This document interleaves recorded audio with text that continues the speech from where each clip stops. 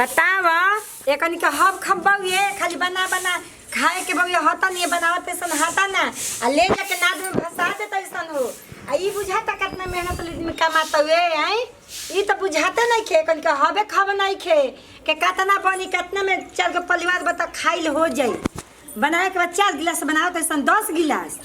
आई आई भात अरुआ गइल भाई के खाई ना दे मनु जाई तो ना कि कन के इचको लाज कर देही में नहीं के जियान हम रोज रोज करतनी अन के कौन बनावतई खाए भर बनाइए सन त ना होई हो एकदम हमरा के परेशान क के धइले बैठ का हो गइल जी अम्मा जी का हो गइल हई का करत हो जा हो एही पे मुंह में हमें खराब बोली निकलेला जनलू ता बाप की हले आई चौरा हई बना बना एक आदमी के खाना आज गलाई काल एक आदमी के गलाई दू आदमी के सही जियन भई जे कमाता उ न जानत ये हई महकत आई के खाइया अरुआ गुल बा जा दे त परिवार में भोज खाए चल त बच गइल हटे कम बेसी होला ना त भोज खाए गोइला हवन जा त कमे ना लगावेला चौरा जतने फ्री छोड़ देले भाई ओतने तो के मन त सह की गोइल बा जा दियो अब ना बची अब के करा घर नहीं के बचत दादा से पापा के करा हां बचता हो हम राजा महाराजा नहीं की कहां से हम ले आते चौरा हम ही जानतई कितना मेहनत ले धान ऊपर आ जाता आदमी घामा में मर मर के रोपनी सोहनिया दाम पैसा लगा के खाद दवाई बीरो कैसे मोटे मोटे अंदाज मिली मम्मी जी रोरे बता काहे ना गिलास ले जाओ आदमी बा तो गिलास ले लेबू त दू हाली खाई आदमी एक गिलास में चलू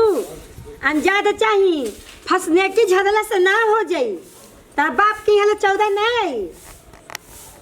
जा दे अब जाय दी कइले बाऊ हई अबे हम कहि त खाए के बता खइबू खराब हो गेल त अब रुआ गेल त कैसे ढोके छी आज के बाद तहरा नहीं बना के चावल हम दे में उतने बनाई ह मन बिगाड़ी हो गई जाए फ्री छोड़ देले भाई घर दुआरे ही ले जानत नु कि मैं कैसे तो कहला कि जौन भाषा में समझाए के नु वैसे समझा देम नु तबे पता चली जान जाई ह ऐसे ना के बात चार करेला आदमी घर में जे कमाता वो करे बुझाता के चानी के बाद झड़ जाता कमात आ घर में रह के फुकानी झाड़ता हो जतो हम लोग चलू इनमें कहला खीसा नु झूठो ना साचो के बैले के राज पर भैंसिया नु चानी का के लिसन जानलू तो हम लोग लेखा पतो रहस नु त जौन बानू जौन बिला जे का घंटा बा उहो बेचा कि जे कटोरा लेके इनमें गली गली भीख मांगी हन जानलू हे चल रही पर सब कोई अपन बउए नु के संगोल बटोर के रखे ला के चल 4 गो बासी रोटी बा तो 2 गो खा के सुत गई जाता आज के चौरा चाहे के बचल तो काल काम करी आगे में अगुवाई दे रहेला अनाज पानी घर में यहां लोग तो बुझाते नहीं खींच को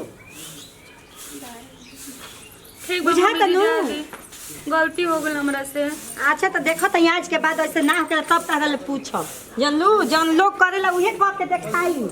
अयो दादा तनी समय एथी बोल कैसे बुढ़िया बोलत ये दादा नाम हमरा खीसे बढ़ जाला बताओ न ती बेटा हमनी करे तासला तोसला भात बच जात रहे तब बाबू मैं कुछ ना बोलत रहे येनु कहला ससुरा एकदम तारत यही नया डिजाइन सीखत ये दूसरा घर के सीख के आगे तो पहले तरी ना बोलत रही इनकर बेटी या दामादा नतिया रहसन त एको तसली बिगाड़ जात रहे नु त ना बोलत रही बाप रे बाप घर में नु हम ना तनी शासन चलाई नु तो एकदम आग लगा के धर दिए सब मेहरान हुई जानलू बाप रे बाप करत थक जतई हो एकन के पता नहीं खेबे आवो सन देखी साइन त कौन आवत ये खाए के बनाए खतिया ई बेरा भई नु पता नहीं खेव कनी के का बनी का ना तू ले तनी तनी देतन अजी मम्मी जी आई की चूहानिया में खोजत रही चौरा दलिया है जुगाल रवा लेके बैठल का चूहनिया में खोजत रही हो कैसे बोलतनी कैसे बोलतनी जहिया जिया न त तहिया न के तुम लोग के आंख रह काहे हुई जुगाल लेके आईनी पता ही तो जहिया भातवा जिया न त ऊ के देखी लइका लेके खइला भी अच्छा तरह संग जुगाल चोरवा के लिया के रख देले बानी माने हमें बन के दिमाग में घुसत ताके नहीं खे घुसत हम घुसत हटे हमनी कौन चीज जियान कइनी अब भात एक पतीला के बना के धइले बा भैया जी कल बराती गरनी भले जी रात बोलन त ना बुझल कमे लगाई अजी तो कोई पेटवे भर न खाई कि पेटवा से कम खाई अच्छा मेहरानू से बतियावल एकदम बेकार रहेला एके बतिया कातना 10 अली रिपीट कर के भुकवाई ह सनु के बुझाई न कि मर जई हम बोलत दी खानावा दी बनाई हम खानावा ला है का देता यही में बना लिहा अजी मम्मी जी हई इतनी सी दाल देतनी है देखा है ये चावल बनावे के बा ठीक नो छगो परिवार बाटे गिन चुन के हमर लइका लइकी कुल खाला संग डाले से और तने में सब कोई खाली खियावे के बनावे के लूर चाहिए नु होता ना चाउर बा है कम बा है कम बा है 3 पौवा चाउर बा कम बा हो चिड़िया के पेटो भर कम से कम एथु करीब अरे चिड़िया के बतिया दाना सुना बनावे के लूर होई तब नु एकरा के मां मत पसाई ह ओई में खुश सिंझाइया भात असला फैल के भात हो जाई जियान होई एमे त इनमें 10 गो आदमी खाई ह खियावे के चाहिए ई दुए गो में आदमी के है दाल ला है देखा है दाल बना दी है आ एमे से डाल दी है भिंडी आ सोयाबीन आ भिंडी के सब्जी बना दी है आ मसाला पड़ी सब कोई खाली चटक बनाई तब नु एगो बात कही आए हमर लइका लेकिन आई तनी सी तो पा घर हमर लइका लेकिन कैसे पेटवा भरी जी आई हेतना तो रहुए खा जाई कैसे खा जे में पानी ना पड़ी दाल का गदा गदा में खाला तनी पंछुछु रहला तबे निक लागेला दाल खाए में ले जा रहे दी पेट काट के रहुआ का करम आए हमनी के पे दुख जरल देबे कइनी लइको लइकी के हमर जियान हो त ई नहीं खेलाव का त ई त बुझाता के जे हमरा के देतै नाप जोख के बनावे के जे ये फ्री छोड़ देतै त बुझाता के गराम के चावल के दाना बुझाता कि चिड़िया के दाना आदमी इतनी बुती बुती आदमी खाई हो हमर लइको के अपने बात रखे ले का जा लेके गिलास आवा तेल देतै जा गिलास लेके आवा आगे ही कह देती के कनी के पेट दागम त बियाहे में माई बाबू ना करी ला चावल ले ले जा मत ले जा कहवे रोज तक कहवाई रह हे जी का दाल ना गली जनलू होय देखो हो त ना चाउर रहल लगे कतरनी 1 ग्राम छोटका में 1 महीना में खत्म हइले के हे जागना में बैठल बनी चुहानी में सब रहेला तो का करी बिग दी रोड पर एगो तन से भात छूट गेल तो कैसे रह रहा अति कइले बानी का अति कइले बनी का कइले बई हो हमें हरदी ले हाय और ले कलेजा में लगा ली ना बनी खाना हल्दी ला हाय बतावा है कितना महंगा मसाला पिसा तो ये 50 रुपए किलो हल्दी हम बिसवा के द दिन गाले के 1 चम्मच ना डाल तो ना दे ठीक बा दी ऐसे के शासन ना करेला लेकिन करतनी तो ठीक करतनी ठीक नु मसाला घेर ना खाइला गर्मी में गैस बनावेला तू तो अपने गैस के रोगी बाऊ माने राउर बेटी दमाद आलो जे तना गरी गैस शुगर सब खत्म हो जाला खाए के आगे तो ना खानी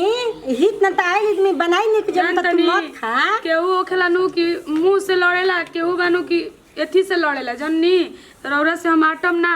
लाते लवाए में 3 दिन लगई ह लइकन के अच्छा 3 दिन में ये दू गो लइका बासन दू किस्म के तो रोज तरकारी तेल लागेला रोज ऐसे न दे दबा दीदमी है गर्मी में तेल लगी हो तनी मेहरा नोट पहले बैसन हो आई बुझाता के घर में नु हमरा अब नु लक्ष्मी ना रही हन बिला जई हन जनो लक्ष्मी आइल तनो भाग जई हन कहाँ बड़ू हो सुना तड़ू तो लावा खाए के भूख लागल बा यहाँ एकदम हटाला लेखा बोल बा काजी ले आओ कुछ भूख लागल बा भूख लागल बा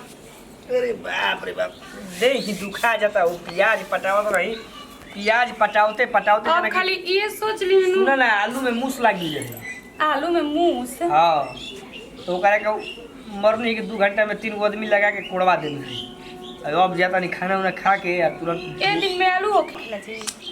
अरे होखेला ना धोइल मचनवा पर अच्छा ई ना कहीं हमरो के माथा कंफ्यूजिया दिन या कंफ्यूज ये जी बुलाओ दोपहर खाना लाओ अब ये तने सोच के सब्र करी नु कि खाना ना मिली हवा पी के रहे के बा खाना ना मिली हां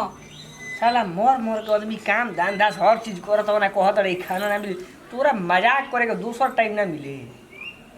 माने हम मजाक करतनी माने घर बात में बाटे हाथ ना बाटे भगवान के दया से त का तनी भैंस गरु के नाद नदी में नाद ना पड़ेला तनी बच जाई त माने हम का कहीं खाए ना बचेला केहू घरे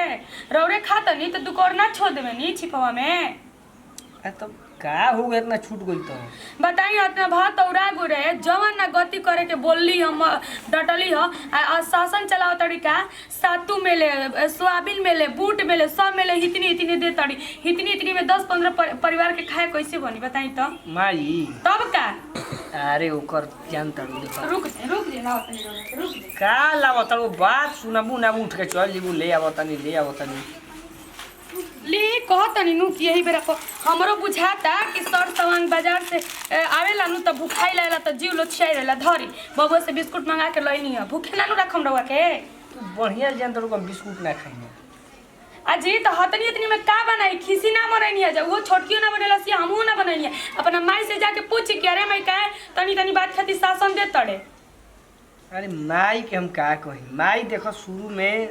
रोपनी, दूसरा के बिया कबरिया, दूसरा घरे बर्तन मंजलस, माने तरह तरह के काम को के हमनी के जीविका जियले बिया।